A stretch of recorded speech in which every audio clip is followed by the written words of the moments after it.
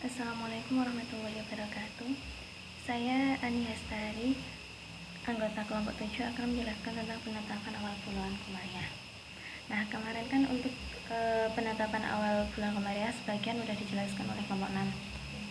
Untuk pengertian hisab, ru'yat, metode empiris, pada dasarnya sudah dijelaskan untuk kelompok kemarin, maka dari itu kami tidak akan menjelaskannya lagi. Nah, di sini kami akan menjelaskan tentang perbedaan antara hisab dan ru'yat dan yang lainnya. Yang pertama yaitu perbedaan antara hisab dan ru'yat. Dalam penentuan awal bulan Ramadan, Idul Fitri, dan Idul Adha di Indonesia kan terdapat kelompok masyarakat yang berpedoman pada hisab dan kelompok masyarakat yang berpedoman pada ru'yat. Nah, kedua kelompok itu tuh sangat sulit untuk disatukan karena mempunyai alasan fikih masing-masing yang berbeda. Namun di Indonesia perbedaan ini tidak akan selamanya menimbulkan perbedaan. Nah, dalam memulai puasa dan berhari raya serta ada kecenderungan sangat sedikit kasus perbedaan yang timbul oleh perbedaan hisab serta ru'yat ini. Nah, dari kasus-kasus yang tercatat di Direktorat Pembinaan Peradilan Agama sejak tahun 1962 itu ada suatu kesimpulan bahwa jika ahli hisab sepakat menyatakan hilal berada di bawah ufuk, maka tidak pernah ada orang yang melaporkan bahwa hilal berhasil diruqyat. Nah, hal ini artinya dalam keadaan hilal di bawah ufuk, kalangan hisab dan kalangan ruqyat itu selalu sepakat dalam memulai puasa atau berhari raya. Nah, sebaliknya, jika ahli hisab sepakat hilal telah ada di ufuk, maka hampir selalu dilaporkan hilal berhasil diruqyat. Nah, ini artinya hasil hisab selalu sama dengan hasil ruqyat. Di Indonesia, memang untuk dinamai seringkali terjadi adanya laporan hilal terlihat walaupun di bawah kriteria untuk dapat dilihat. Keunikan ini seringkali dijadikan sorotan pada ahli astronomi baik dalam maupun luar negeri terhadap kebijakan dan keadaan Indonesia. Nah, sebenarnya perbedaan antara hisab dan ru'yat itu tidak hanya ada faktor dari luar, tapi juga ada dari faktor dalam hisab sendiri, juga ru'yat sendiri. Yang pertama, perbedaan di kalangan ru'yat.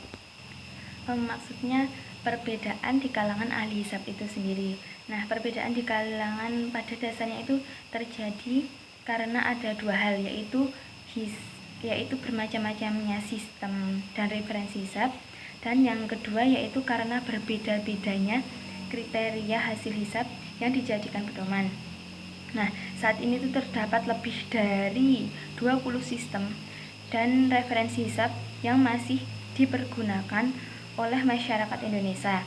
Nah, semuanya itu dapat dikelompokkan menjadi 3 yang dikenai dengan istilah kelompok hisab takribi, hisab tahkribi, dan hisab kontemporer. Nah, kemarin kan untuk ketiga hisab itu kan sudah dijelaskan oleh kelompok 6.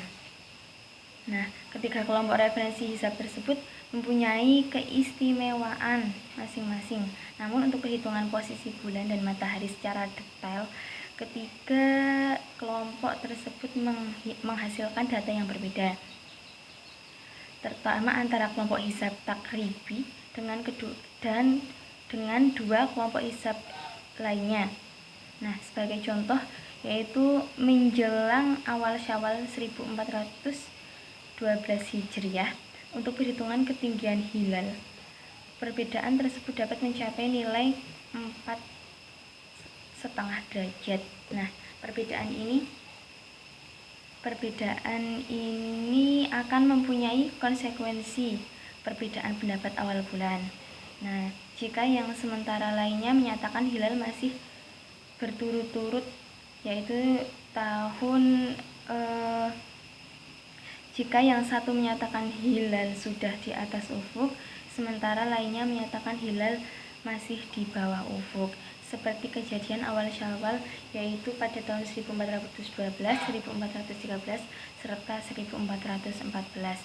Nah, dengan demikian, perbedaan itu bukan saja terjadi antara kalangan hisab dan kalangan ruqyat, tetapi juga terdapat pada kalangan hisab itu sendiri. Nah, bahkan pada ketiga tahun tersebut, hilal dilaporkan berhasil diruqyat, namun ditolak karena tidak sesuai dengan hasil hisab yang muktabar atau sangat diragukan. Nah, akibatnya kalangan yang berpegang pada laporan hasil ruqyat dan ada kalangan yang berpegang pada laporan hasil ruqyat dan ada yang istiqmal karena tidak menerima hasil ruqyat tersebut. Nah, pada ahli hisab, selain berbeda-beda dalam menggunakan sistem hisab, juga berbeda-beda dalam menggunakan kriteria hasil hisab. Nah, dalam penetapan awal bulan Qamariyah sebagai berpedoman pada ijtimal qabla ghurub. Nah, sebagian lagi berpedoman pada posisi hilal di atas ufuk. Untuk perbedaan di kalangan ruqyat akan dijelaskan oleh Mbak Nuni. Terima kasih.